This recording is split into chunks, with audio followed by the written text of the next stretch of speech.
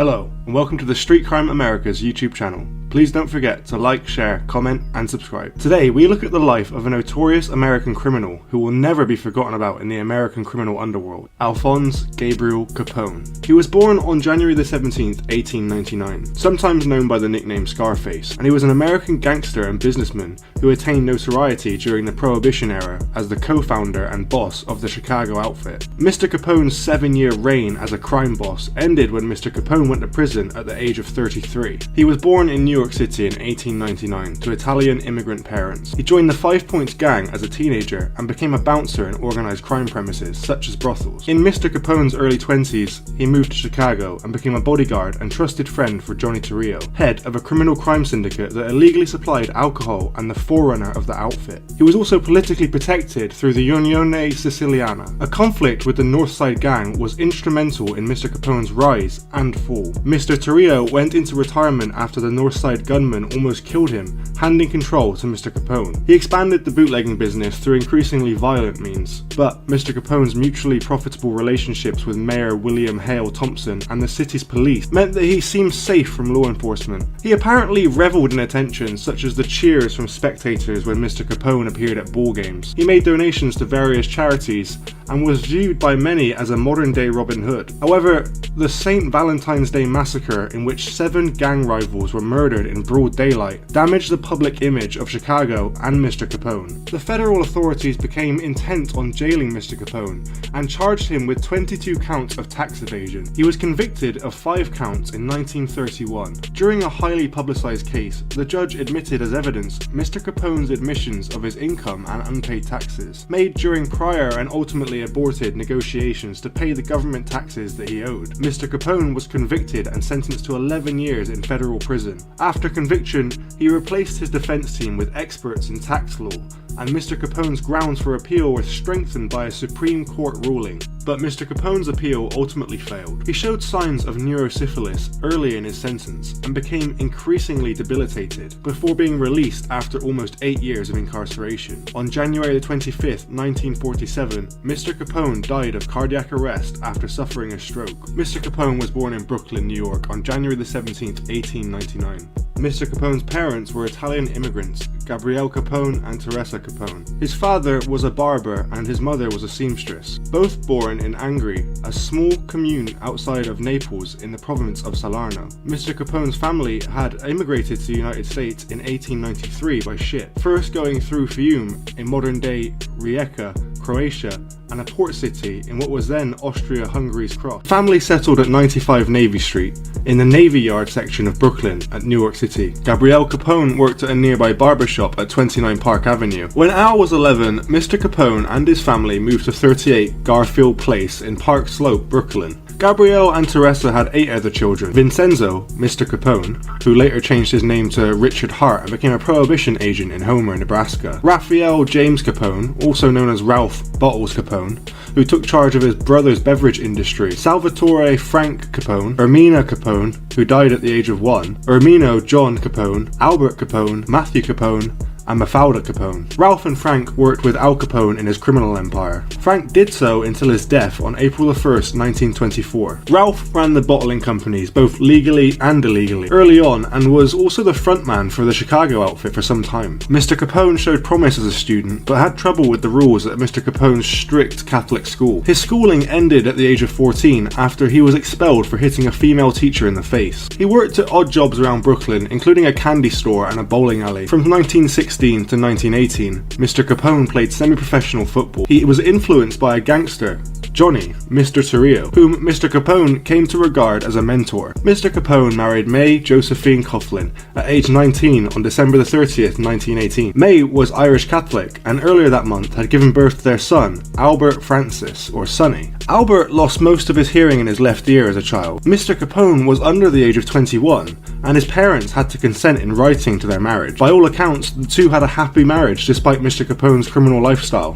Mr. Capone initially became involved with small-time gangs that included the Junior 40 Thieves and the Bowery Boys. Mr. Capone then joined the Brooklyn Rippers and then the powerful 5 Points gang based in Lower Manhattan. During this time, Mr. Capone was employed and mentored by fellow racketeer Frankie Hale, a bartender in a Coley Island dance hall, and saloon called the Harvard Inn. Mr. Capone inadvertently insulted a woman while working at the door, and Mr. Capone was slashed with a knife 3 times on the left side of his face by her brother, Frank Gluccio. The wounds led to the nickname Scarface, which Mr. Capone loathed. The date when this occurred has been reported with inconsistencies. When he was photographed, Scarface, or Mr. Capone, hid the scarred left side of his face, saying that the injuries were war wounds. Mr. Capone was called Snorky by his best friends, a term for a sharp dresser. In 1919, Mr. Capone left New York City for Chicago at the invitation of Johnny, or Mr. Torrio, who was imported by the crime boss James Big Jim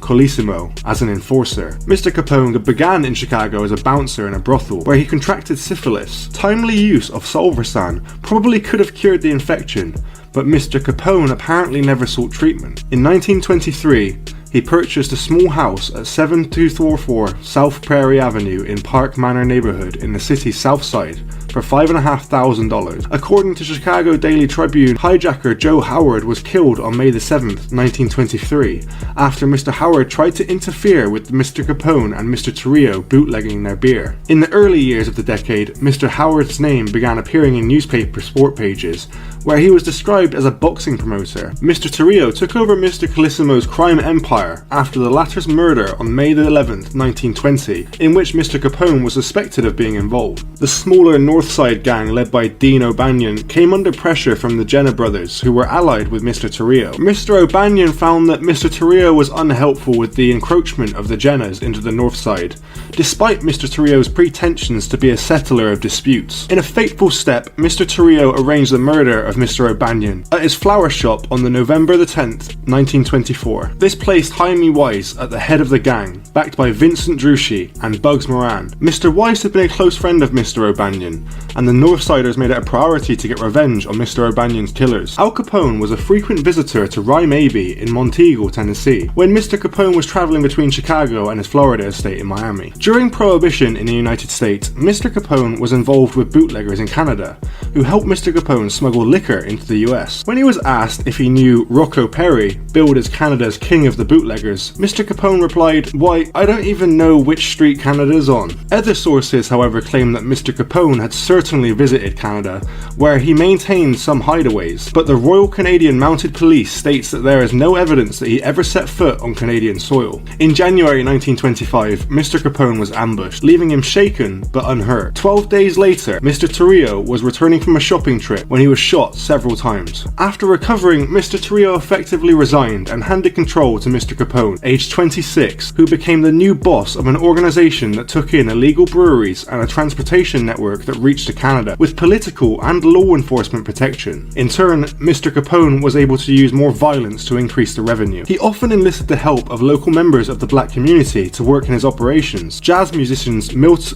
Hinton and Lionel Hampton had uncles who worked for Mr. Capone on the south side of Chicago. A fan of jazz himself, Mr. Capone once asked clarinetist Johnny Dodds to play a number that Mr. Dodds did not know. Mr. Capone split a $100 bill in half and told Mr. Dodds that he would get the other half when he learned it. Mr. Capone also sent 2 bodyguards to accompany jazz pianist Earl Hines on a road trip. He also indulged in custom suits, cigars, gourmet food and drink, and female companionship. Mr. Capone was particularly known for his flamboyant and costly jewellery. His favourite responses to questions about his activities were, "I'm just a businessman, giving the people what they want, and all I do is satisfy a public demand." He based himself in Cicero, Illinois, after using bribery and widespread imitation to take over town council elections, such as the 1924 Cicero municipal elections, and this made it difficult for the Northsiders to target Mr. Capone. His driver was found tortured and murdered, and there was an attempt on Mr. Weiss's life in the Chicago Loop. On September the 20th, 1926, the Northside gang used a ploy outside Mr. Capone's headquarters at the Hawthorne Inn, aimed at drawing him to the windows. Gunmen in several cars then opened fire with Thompson submachine guns and shotguns at the windows at the first floor restaurant. Mr. Capone was unhurt and called for a truce, but the negotiations fell through. 3 weeks later, on October the 11th, Mr. Weiss was killed outside former Mr. O'Banion flower shop on the Northside headquarters. The owner of Hawthorne's restaurant was a friend of Mr. Capone's, and he was kidnapped and killed by Mr. MORAN and Mr. Druschi in January 1927. Reports of Mr. Capone's intimidation became well known, to the point where it was alleged that some companies, such as the makers of Vine Glow, would use supposed Al Capone threats as a marketing tactic. Mr. Capone became increasingly security-minded and desirous of getting away from Chicago. As a precaution, Mr. Capone and his entourage would often show up suddenly at one of Chicago's train depots and buy up an entire Pullman sleeper car on a night train to Cleveland, Omaha,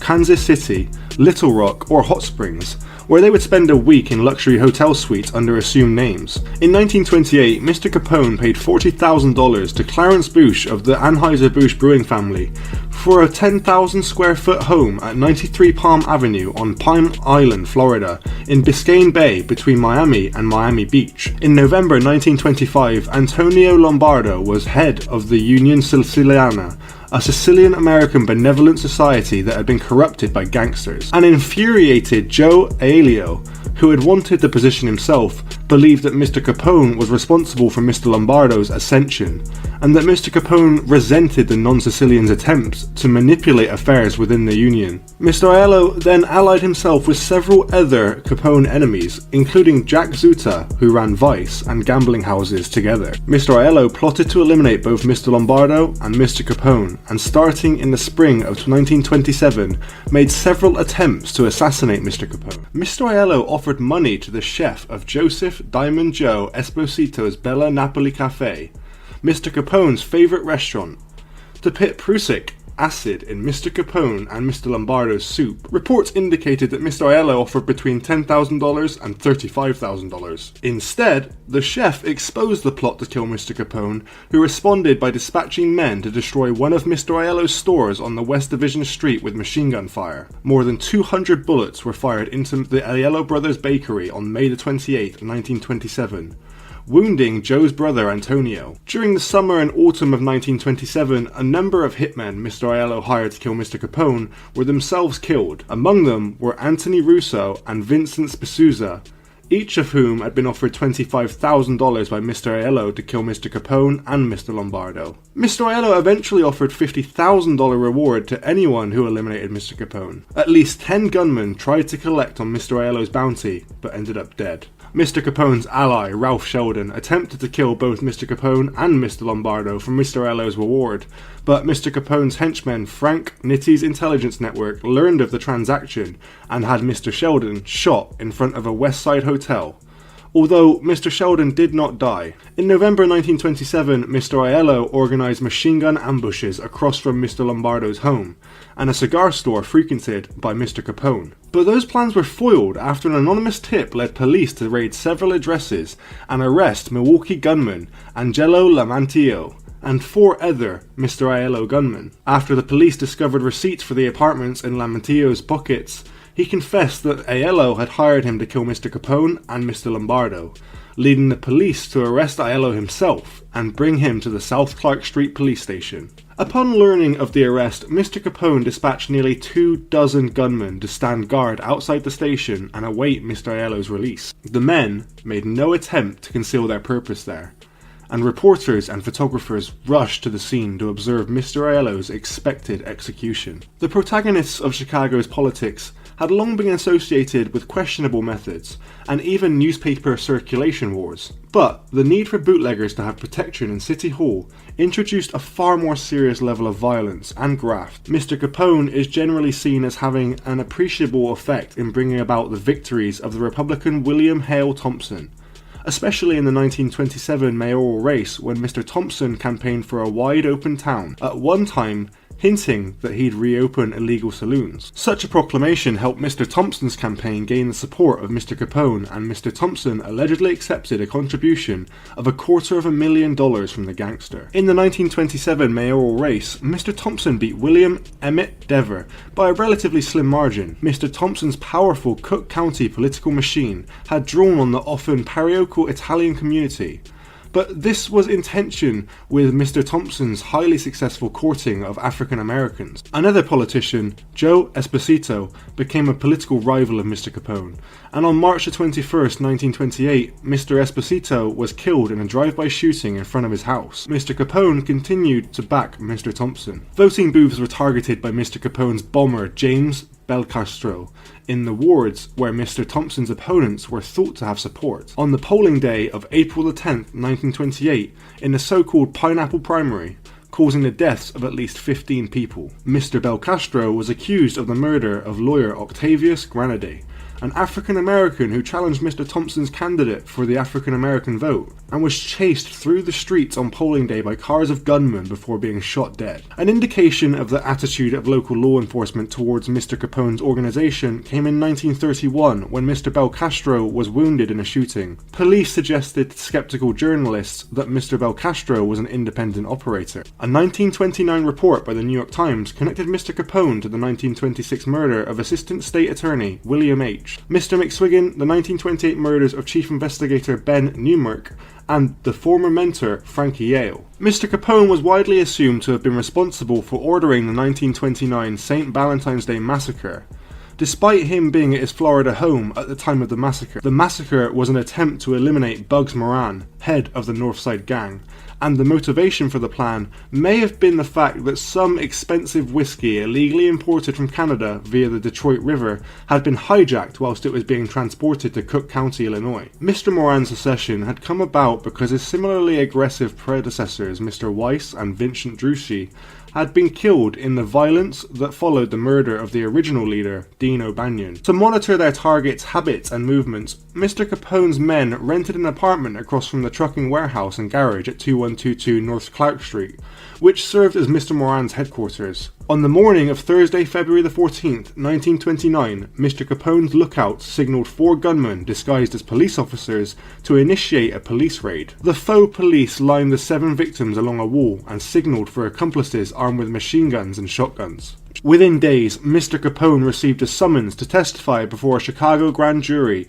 on charges of federal prohibition violations, but Mr. Capone claimed to be too unwell to attend. In an effort to clean up his image, Mr. Capone donated to charities and sponsored a soup kitchen in Chicago during the Depression. The St. Valentine's Day massacre led to public disquiet about Mr. Thompson's alliance with Mr. Capone, and was a factor in Anton J. Clemark winning the mayoral election in April 6, 1931. The St. Valentine's Day massacre led to public outrage about Mr. Thompson's alliance with Mr. Capone, and was a factor in Anton J. Clemark winning the mayoral election on April 6, 1931. Mr. Capone was primarily known for ordering other men to do his dirty work for him. In May 1929, one of Mr. Capone's bodyguards, Frank Rio, uncovered a plot by 3 of Mr. Capone's men, Albert Anselmi, John Scalassi, and Joseph Giunta, who had been persuaded by Mr. Aiello to depose Mr. Capone and take over the Chicago outfit. Mr. Capone later beat the men with a baseball bat and then ordered his bodyguards to shoot them, a scene that was included in the 1987 film The Untouchables. Deirdre Bair, along with writers and historians such as William Elliott Hazelgrove, have questioned the veracity of the claim. Mr. Bair questioned why 3 trained killers could sit quietly and let this happen, while Mr. Hazelgrove stated that Mr. Capone would have been hardly pressed to beat 3 men to death with a baseball bat. However, despite claims that the story was first reported by author Walter Noble Burns in his 1931 book, The One-Way Riddle, despite claims that the story was first reported by author Walter Noble Burns in his 1931 book, The One-Way Ride, The Red Trail, of Chicago Gangland from Prohibition to Jake Lingle, Mr. Capone biographers Max Allen Collins and A. Brad Schwartz have found versions of the story in press coverage shortly after the crime. Mr. Collins and Mr. Schwartz suggest that similarities among reported versions of the story indicate a basis in truth, and that the outfit deliberately spread the tale to enhance Mr. Capone's fearsome reputation. George Mayer, an associate of Mr. Capone's, also claimed to have witnessed both the planning of the murders and the event itself. In 1930, upon learning of Mr. Aiello's continued plotting against him, Mr. Capone resolved to finally eliminate Mr. Aiello. In the weeks before Mr. Aiello's death, Mr. Capone's men tracked him to Rochester, New York, where Mr. Aiello had connections through Buffalo crime family boss Stefano Magaddino, and plotted to kill Mr. Aiello there. But Mr. Aiello returned to Chicago before the plot could be executed. Mr. Aiello, angst-ridden from the constant need to hide out and the killings of several of his own men, set up residence in the Chicago apartment of the Unione Siciliana treasurer Pascal Patsy Presto at 205 Encomer Avenue. On October the 23rd, upon exiting Pascal's building to enter a taxicab, a gunman in a second-floor window across the street started firing at Mr. Aiello with a submachine gun. Mr. Aiello was said to have been shot at least 13 times before Mr. Aiello toppled off the building steps and moved around the corner, attempting to move out of the line of fire. Instead, Mr. Aiello moved directly into the range of a second submachine gun positioned on the third floor of another apartment block and was subsequently gunned down. In the wake of the St. Valentine's Day massacre, Walter A. Strong, publisher of the Chicago Daily News, decided to ask his friend, President Herbert Hoover, for federal intervention to stem Chicago's lawlessness. He arranged a secret meeting at the White House just 2 weeks after Mr. Hoover's inauguration. On March 19, 1929, Mr. Strong, joined by Frank Loesch of the Chicago Crime Commission and Laird Bell, made their case to the president. In Mr. Hoover's 1952 memoir, the former president reported that Mr. Strong argued Chicago was in the hands of the gangsters, that the police and the magistrates were completely under their control, that the federal government was the only force by which the city's ability to govern itself could be restored. At once, Mr. Hoover directed that all the federal agencies concentrate upon Mr. Capone and his allies. That meeting launched a multi-agency attack on Mr. Capone. Treasury and Justice Departments developed plans for income tax prosecutions against Chicago gangsters, and a small elite squad of Prohibition Bureau agents, whose members included Elliot Ness, were deployed against bootleggers. In a city used to corruption, these lawmen were incorruptible. Charles Schwartz, a writer for the Chicago Daily News, dubbed them untouchables. To support federal efforts, Mr. Strong secretly used his newspaper's resources to gather and share intelligence on the Mr. Capone outfit. On March 27, 1929, Mr. Capone was arrested by FBI agents as Mr. Capone left a Chicago courtroom after testifying to a grand jury that was investigating violations of federal prohibition laws. Mr. Capone was charged with contempt of court for feigning illness to avoid an earlier appearance. On May 16, 1929, Mr. Capone was arrested in Philadelphia, Pennsylvania, for carrying a concealed weapon. On May 17, 1929, Mr. Capone was indicted at a grand jury, and a trial was held before Philadelphia Municipal Court. Following the entering of a guilty plea by Mr. Capone's attorney, he was sentenced to a prison term of 1 year. On August 8, 1929, Mr. Capone was transferred to Philadelphia's Eastern State Penitentiary. A week after Mr. Capone's release in 1930, Mr. Capone was listed as the #1 public enemy on the unofficial Chicago Crimes Commission widely publicized list. In April 1930, Mr. Capone was arrested on vagrancy charges when visiting Miami Beach. The governor had ordered sheriffs to run Mr. Capone out of the state. Mr. Capone claimed that Miami police had refused him food and water and threatened to arrest his family. Mr. Capone was charged with perjury for making these statements. In September, a Chicago judge issued a warrant for Mr. Capone's arrest on charges of vagrancy, and then used the publicity to run against Mr. Thompson in the Republican primary. In February 1931, Mr. Capone was tried on the contempt of court charge. In court, Judge James Herbert Wilkerson intervened to reinforce questioning of Mr. Capone's doctor by the prosecutor. Mr. Wilkerson sentenced Mr. Capone to 6 months, but Mr. Capone remained free while on the appeal of the contempt conviction. In February 1930, Mr. Capone's organization was linked to the murder of Julius Rosenheim, who served as a police informant in the Chicago outfit for 20 years. Assistant Attorney General Mabel Walker Willebrandt recognized that mob figures publicly led lavish lifestyles, yet never filed tax returns, and thus could be convicted of tax evasion without requiring hard evidence to get testimony about their other crimes. Miss Willebrandt tested this approach by prosecuting a South Carolina bootlegger. In 1927, the Supreme Court ruled in the United States v. Mr. Sullivan that the approach was legally sound. Illegally earned income was subject to income tax. Justice Oliver Wendell Holmes Jr. rejected the argument that the Fifth Amendment protected criminals from reporting illegal income. The IRS Special Investigation Unit chose Frank J. Wilson to investigate Mr. Capone. The key to Mr. Capone's conviction on tax charges was proving his income, and the most valuable evidence in that regard originated in Mr. Capone's offer to pay tax. Mr. Ralph, his brother and a gangster in his own right, was tried for tax evasion in 1930. Mr. Ralph spent the next 3 years in prison after being convicted in a 2-week trial over which Miss Wilkerson presided.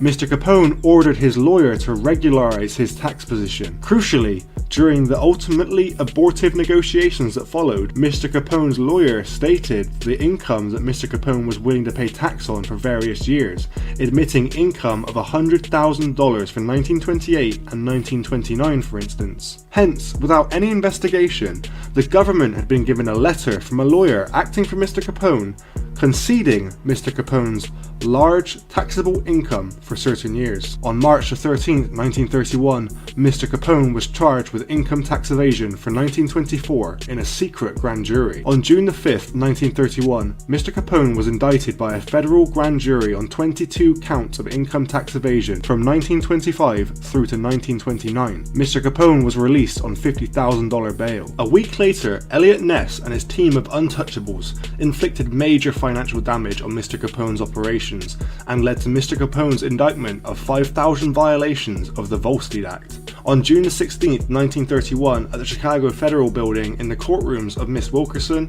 Mr. Capone pleaded guilty to income tax evasion and the 5,000 Volstead Act violations as part of a 2+1 deal in which resulted in a 2-year prison sentence plea bargain. However, on July 30th, 1931, Miss Wilkerson refused to honour the plea bargain and Mr. Capone's counsel rescinded the guilty pleas. On the second day of the trial, Miss Wilkerson overruled objections that a lawyer could not confess for his client, saying that anyone making a statement to the government did so at their own risk. Miss Wilkerson deemed that the 1930 letter to the federal authorities could be admitted into evidence from a lawyer acting for Mr. Capone. Miss Wilkerson later tried Mr. Capone only on the income tax evasion charges, as Mr. Capone determined that they took precedent over the Volstead Act charges. Much was later made of other evidence, such as witnesses and ledgers, but these strongly implied Mr. Capone's control, rather than stating it. Mr. Capone's lawyers, who relied on the plea bargain Miss Wilkerson refused to honour, and therefore had mere hours to prepare for the trial, ran a weak defence focused on claiming that essentially all Mr. Capone's income was lost to gambling. This would have been irrelevant regardless, since gambling losses can only be subtracted from gambling winnings, but it was further undercut by Mr. Capone's expenses, which were well beyond what Mr. Capone claimed income could support. Miss Wilkerson allowed Mr. Capone's spending to be presented at very great length. The government charged Mr. Capone with evasion of $215,000 in taxes on a total income of $1 million during the 5-year period. Mr. Capone was convicted on 5 counts of income tax evasion on October 17, 1931, and was sentenced a week later to 11 years in federal prison, fined $50,000 plus $7,000 for court costs, and was held liable for $215,000 plus interest due on Mr. Capone's back taxes. New lawyers hired to represent Mr. Capone were Washington-based tax experts. They filed a writ of habeas corpus based on a Supreme Court ruling that tax evasion was not fraud, which apparently meant that Mr. Capone had been convicted on charges relating to years that were actually outside the time limit for prosecution. However, a judge interpreted the law so that the time that Mr. Capone spent in Miami was subtracted from the age of the offences, thereby denying the appeal of both Mr. Capone's conviction and sentence. Mr. Capone was sent to Atlanta U.S. Penitentiary in May 1932, aged 33. Upon Mr. Capone's arrival at Atlanta, Mr. Capone was officially diagnosed with syphilis and gonorrhea. He was also suffering from withdrawal symptoms from cocaine addiction, the use of which had perforated Mr. Capone's nasal septum. He was competent at his prison job of stitching soles on shoes for 8 hours a day, but his letters were barely coherent. Mr. Capone was seen as a weak personality, and so as adept dealing with bullying fellow inmates that Mr. Capone's cellmate, seasoned convict Red Rudinsky, feared that Mr. Capone would have a breakdown. Mr. Rudinsky was formerly a small-time criminal associated with the Mr. Capone gang, and found himself becoming a protector of Mr. Capone. The conspicuous protection of Mr. Rudinsky and other prisoners drew accusations from less friendly inmates, and fueled suspicion that Mr. Capone was receiving special treatment. No solid solid evidence ever emerged, but it formed part of the rationale for moving Mr. Capone to the recently opened Alcatraz Federal Penitentiary off the coast of San Francisco in August 1934. On June the 23rd, 1936, Mr. Capone was stabbed and superficially wounded by fellow Alcatraz inmate James C. Lucas. Due to Mr. Capone's good behaviour, he was permitted to play banjo in the Alcatraz prison band, the Rock Islanders. He was also transcribed the song Madonna Mia, creating his own arrangement as a tribute to his wife May. At Alcatraz, Mr. Capone's decline became increasingly evident as neurosyphilis progressively eroded Mr. Capone's mental faculties. Mr. Capone's formal diagnosis of syphilis of the brain